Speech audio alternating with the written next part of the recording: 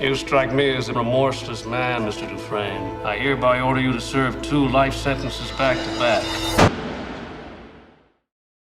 The Shawshank redemption एक ऐसी film है जो रिलीज के वक्त ज़्यादा सक्सेसफुल नहीं थी, लेकिन आज इसे सिनेमा हिस्ट्री की सबसे ग्रेटेस्ट फिल्मों में गिना जाता है, क्योंकि ये सिर्फ एक प्रिजन ड्रामा नहीं बल्कि एक स्टोरी है hope, friendship and human spirit की।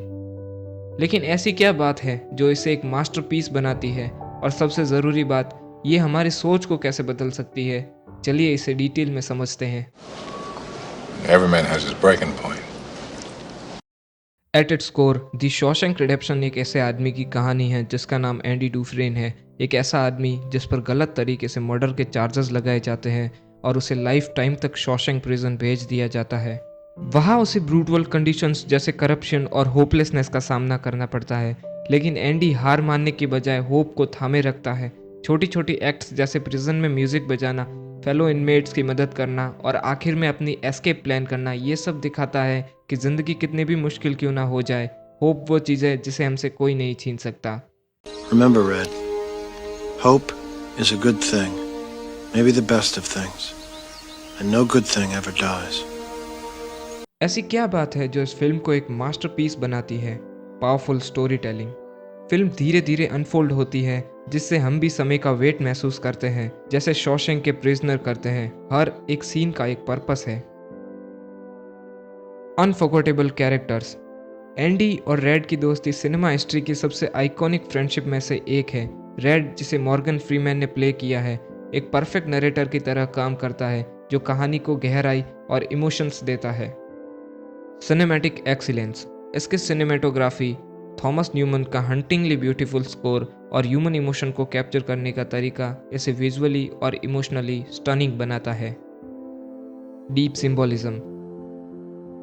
शॉशैंक सिर्फ एक प्रिजन नहीं बल्कि उन लिमिटेशंस का रिप्रेजेंटेशन है जो हम अपनी लाइफ में फेस करते हैं। एंडी की एस्केप सिर्फ फिजिकली नहीं बल्कि सिंबॉलिकली भी बताती है कि हम अपनी मेंटल प्रिजन से कैसे निकल सकते हैं। Get busy living, or get busy dying. इस फिल्म में क्या ऐसी बातें हैं जो हमारी सोच बदल सकती है? Hope versus despair. चाहे हालात कितने भी खराब क्यों ना हो, जब तक हमारे पास होप है तब तक हम कभी पूरी तरह नहीं हारते। Patience and प्रेजरवेरेंस। एंडी ने 19 साल तक अपनी फ्रीडम के लिए मेहनत की। ये सिखाता है कि छोटी छोटी कंसिस्टेंट एफर्ट भी बहुत बड़ा रिजल्ट ला सकती है। The power of friendship. एक ऐसी जगह जो लोगों को तोड़ने के लिए बनाई गई थी, वहाँ एंडी और रेड एक दूसरे में स्ट्रेंथ ढूंढते हैं। ये हमें रिमाइंड कराता है कि सच्ची दोस्ती कितनी ज़रूरी होती है। Freedom as a state of mindset. Andy के लिए फ्रीडम सिर्फ जेल से बाहर निकलना नहीं था, बल्कि एक माइंडसेट की बात थी। सिस्टम ने उसे कंट्रोल करने की कोशिश की, लेकिन उसकी स्पिरिट कभी ख़त्म नहीं हुई।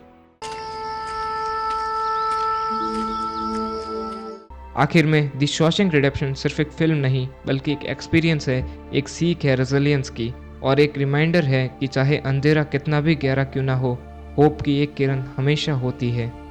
अगर तुमने ये फिल्म देखी है तो तुम इसका इम्पैक्ट जानते हो, और अगर नहीं देखी तो ट्रस्ट मी, ये एक ऐसी फिल्म है जो तुम्हारी सोच बदल सकती है। तो तुम्हें द शॉशैंक रिडेम्पशन फिल्म कैसी लगी? क्या ये सबसे ग्रेटेस्ट फिल्मों में से एक है? Let me know your opinion in comments. Love you 3000.